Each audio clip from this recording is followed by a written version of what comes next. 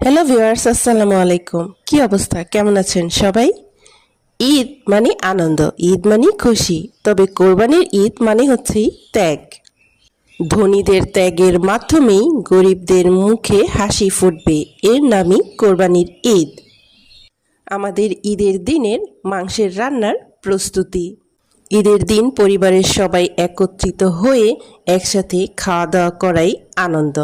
সবাই একত্র না হলে আসলে ঈদকে ঈদই মনে হয় না।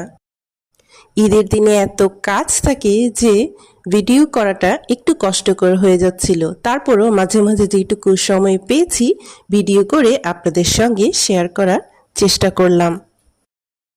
সবাই ঈদে বেশি বেশি মাংস খান, তবে সাবধানে খাবেন, আবার যেন অসুস্থ হয়ে না যান। খাওয়া দাওয়া করেন, ঘোরাঘুরি করেন, ঈদের ছুটি আনন্দে উপভোগ করুন। ধন্যবাদ সবাইকে ভিডিওটি সম্পূর্ণ দেখার জন্য।